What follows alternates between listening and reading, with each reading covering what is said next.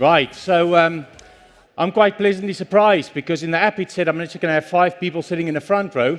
This guy, I think I have more people here than Boris Johnson currently have in his government. There's obviously also a big exodus. But hello folks, my name is Nico Beukes. I run the emerging market business and Northern Europe organization for Yext. And it's a real pleasure to be here with you today. I'm going to talk about search and more specifically why we believe search is the most impactful and effective way for you to engage with your customers at nearly every step of the customer journey. So the question is, why do we, as a software organization, believe that the value proposition around search is the most important? And for that, I actually just want to do a quick social experiment. So everyone seated down, those who are leaving, anyone can participate. It's a free country. So if you can, raise your hand if you have not done a search on a search bar or ask the question to a voice device. So if you've not done that over the last 24 hours, raise your hand. 1. That might be a spoiled vote. Okay, right. But that's the point. You know, search is part of our everyday life. It is so entrenched in what we do, and it's really the place where all customer journeys start. You know what? Your homepage is not on your website anymore. This is now your homepage. You know, I don't care what brand you work for here. This is now your homepage. We willingly give our first-party data in the form of intent to a search bar in exchange for information. And Google knows where you want to go on holiday. If you're applying for a new job, if you've got a sore knee, or if you're worried about your kids. Now, search engines are incredibly powerful. You can access any amount of information near instantly in the world. And that is very cool. But there's so much information on the internet available now that it can be a really overpowering experience. For example, if you type in whiskey, you get 258 million results in total. Make no mistake that this is changing human behavior. Because we have learned that we have to be more precise in our queries to get a better answer back. Our search queries are getting longer, more conversational, and more natural language.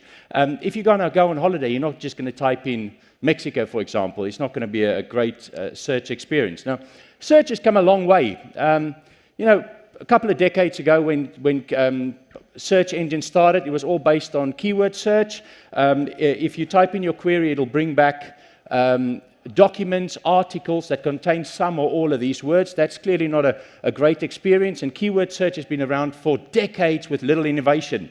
And then over time, search engines developed natural language understanding and AI. And there we see the rise of the AI search engines like Google. Now you can type in a natural language question, you get a direct answer. I mean, that is incredible. For some reason, all this great innovation that happened in search engines of today, like Google, hasn't made its way through to enterprise software, the type of software you can buy to plug into your website. And this is the reason why most websites, if you go to them, the search experience is crap. You know, I live in Barnet. I try to order a new black bin because someone stole my dirty black bin. But you couldn't find it. It's just not a good experience. So Google has completely changed the game. It is the best and most trusted search experience in the world. Say what you want about Google. We all trust Google because it's got 94% of the market share. And these 4 very well-known brands, I think there's a very high likelihood that everyone in this audience are currently using these 4 apps or have used these 4 apps. That's a pretty powerful statement. You know that there's one thing that all these apps have in common. They have all figured out the power of a natural language search bar, which is front and center to their whole experience. This is how they addressed nearly all of their customer communication needs. Google is so confident in their search bar that there's no distraction. There's no tiles, there's no drop-down menus on the most visited web page in the world because they know that search works. I have never scrolled past a search bar on Amazon. Never. Why would you? It works perfectly, and the same with Uber and Airbnb. isn't it interesting that if these brands show us that a search-first approach really works and customers like it, isn't it interesting that most organizations out there have simply not learned from their success? If you go to most websites out there, and you try their site search, if you can find it, people are hiding in the top right-hand corner, you will find that it's keyword search, it's stuck in the past. So I want to show a few examples, but I want to put in a disclaimer. I can actually show you thousands of examples here. In fact, if you give me an hour, I can probably come back with 30 new examples. So I'm going to show 3 examples. I'm a customer of each of these companies. I like them. I think they're great companies, so I'm not picking on anyone here. So EDF Energy, big utility company. I'm a customer. I recently moved home. So I need to submit a gas meter reading. So I typed in, how do I submit a gas meter reading? So what you can see in this result is keyword search. So it just didn't give me the result I want. So the only thing I could do is call their call center. I didn't want to. I'm a little bit allergic to calling call centers, and that started from the COVID period. If anyone had to call a BA call center, you will also be allergic to calling call centers. So let's look at another example, Bupa. My private medical insurance is with Bupa. I think it's a fantastic company. Just to clarify, I don't have a pain in my jaw. There's no pain in jaw in any of my family members, but this is another example of keyword search. Pain behind the knee, back pain, joint pain. In this case, if someone had a pain in the jaw, they had to call the customer service line with a pain in the jaw. That wouldn't have been great for customer satisfaction. And this is when I type that same query into Google. It's a clear answer. Now, the point I'm making here is this is how we are conditioned. We as humans are conditioned to expect this. If you give someone less than this on your brand experience, they're going to be disappointed. You know what's going to happen? If you give them a less than satisfactory experience, they're going to go bounce back to Google. Then 2 things can happen. You can buy them back through your paid search campaign, or they go with a competition, which is clearly not good for anyone. Right, again, we use a lot of Procter & Gamble's products here, except the nappies. My kids are older than that, thankfully, but I think it's a great company. I am so excited when big organizations embrace a search-first approach on their main page as part of their strategy. This is great. They're learning from the most successful companies out in the world, like Uber, Airbnb, and Amazon. Unfortunately, none of it works. And the point here I want to make is it's really hard to get this right. It is not easy. You know, it took search engines a long time to nail the experience as they've done up to date. Okay, so how does Yext come into the picture? So we believe that every organization out there should be able to have the data structure and the algorithms to provide a natural language search experience like you'll get on Amazon, Uber, or Airbnb. That is our mission. We want to make that available to everyone else, because clearly it is quite a difficult thing to do. So I want to talk you through a bit of how this works. So everyone talks about algorithms when it comes to search, and of course that is very important. But there's another thing that's very important, and that is the data structure. And a data structure that's built specifically for search is called a knowledge graph, also known as a graph database. In 2012, Google built the first ever knowledge graph in the world. And you know what happened since 2012? They dominated search because they had a data structure built specifically for queries, natural language search queries.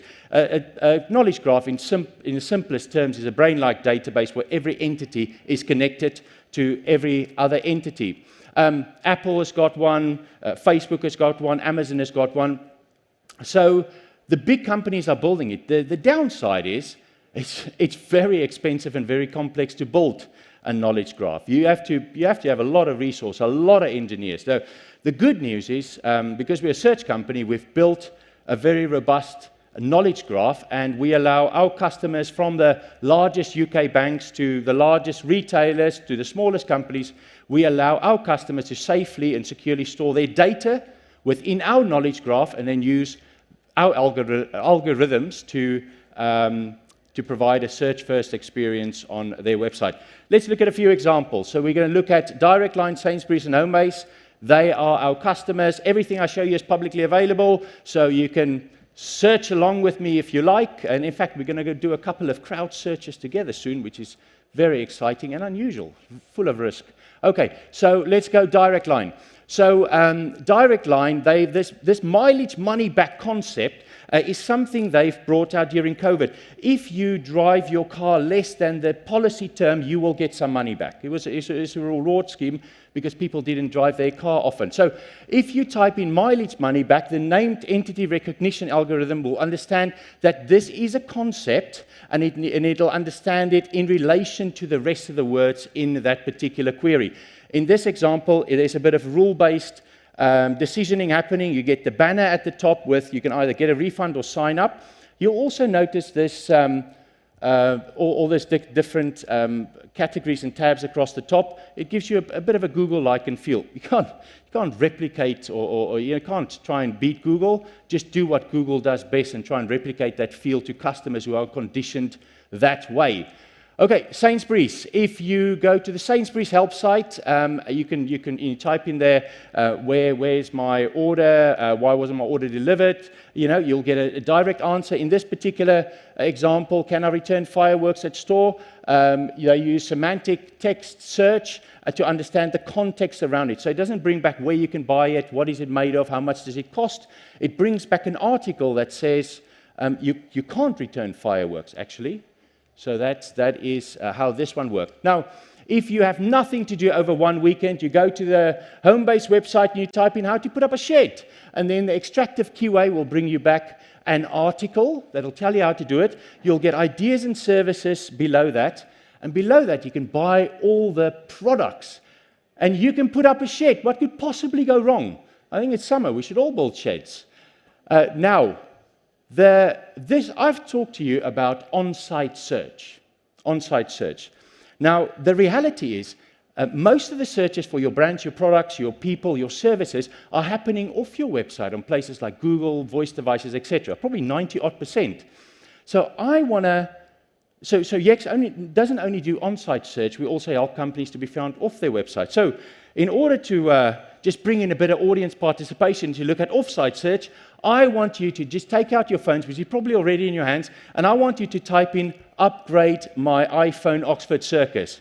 I mean, that is quite something unique, bringing a bit of risk in. So let's see what you get there. Okay, upgrade my iPhone Oxford Circus. Don't mess the query up, it's not going to work.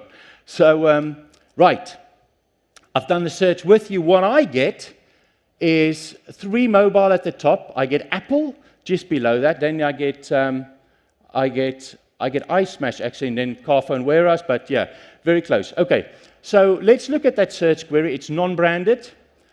Upgrade my iPhone Oxford Circus. Now, can I just pause there and say Apple's European head office is in Oxford Circus. For 3 mobile to beat Apple in that particular search needs a freaking medal. That is pretty cool.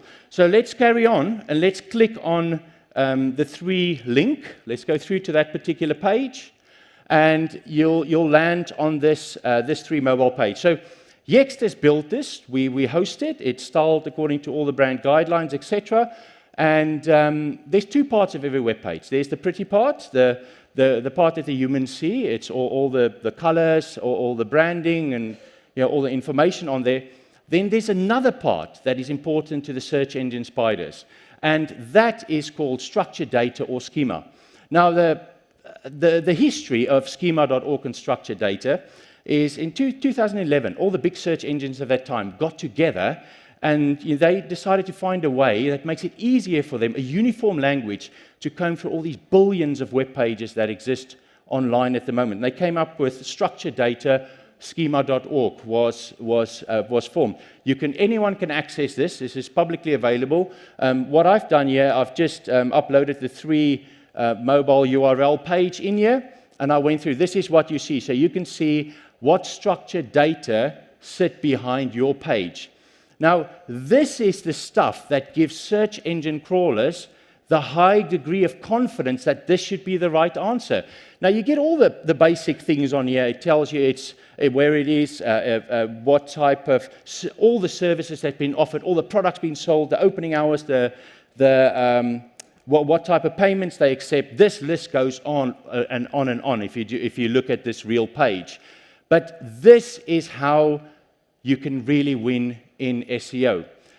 Right, so let's go back to that page, actually. If you've still got your phones open, we'll just do 2 steps there more. So on that page, on my mobile, I've got a big search bar across the top. That's actually the Yext search bar. So we've done off-site search experience for 3Mobile.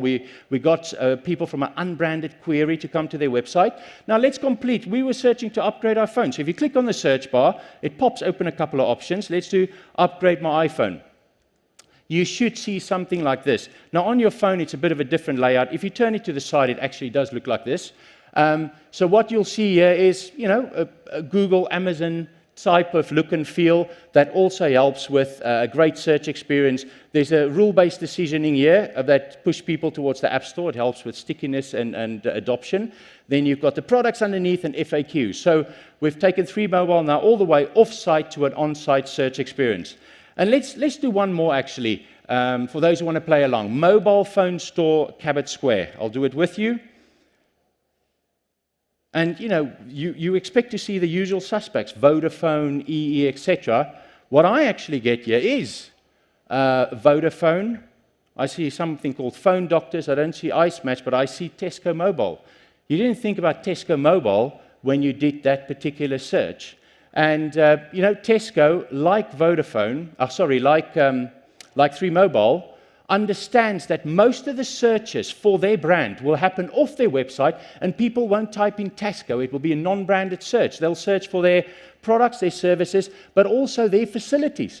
A mobile shop for Tesco is a facility. There's optometrists, there's bakeries, there's coffee shops, there's petrol stations. These are all facilities. So, optimizing all of these thousands of pages for Tesco help them to win in non-branded search off their website. Right, why do we do it? 3Mobile, we've talked through that whole proposition. Since we made it easy for people to find what they were looking for on their website, we took 42% of calls out of the call center. 3Mobile is not a small company.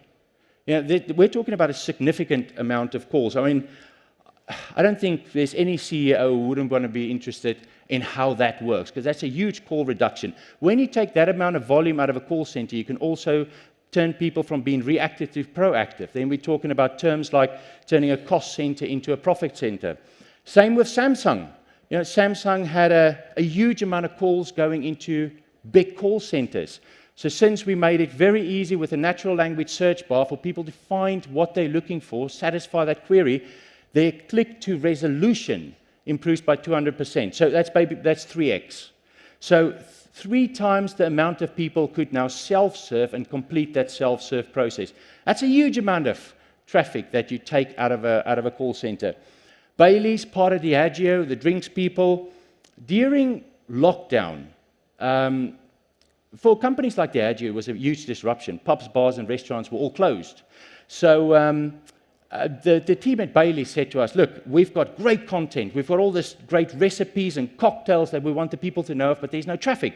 Can you build us a search-first website to attract traffic? So, I mean, if you feel like just entering flat white martini, very good drink, by the way, below the recipe carousel, you'll see Bailey's coming up. And that's what we do for them. We drive traffic so they can build a direct to consumer relationship, also known as D2C, for those who are familiar with it in the industry. Right, so these are the customers we work with. I mean, nearly all the big retail banks and the financial services institutions, probably most of the restaurants. In fact, Southern England Co-op, if you look on the Southern England Co-op website, it's actually one of the best search experiences I've ever seen. They've got 2 search bars, and the FAQs are hard-coded to scroll up and scroll down the search bar. That is like catnip for humans. Everyone enters their data on that search bar. And the amount of information, first-party data they've gathered on their customers by launching at search bars is incredible. Right, we've spoken about all the retailers, you know, Asda, again, like Tesco, help us to optimize. Most of the hotels, care homes, some of the private hospitals, World Health Organization. If you go to the World Health Organization, our search bar makes sure that people get accurate information about COVID or monkeypox. You know, very important. And then with most of the telecom communications as well. Well, that's it from me. I had fun. I hope you enjoyed it too. You can email me there, scan that code to connect with me on LinkedIn, or just stop me afterwards at the door. Thank you. Thank you so much. Yeah. Great presentation. I think my mic's not working. Yeah, great presentation, which I found fascinating. It drives me crazy. Never find stuff on company websites. And school websites also pretty bad. I can never find stuff on my daughter's school. But we haven't got time for questions, but you can go out. The next stall is just outside by Dishoom, so go outside and have a chat. Thank you so much. Thank you. Great, insightful presentation. But now...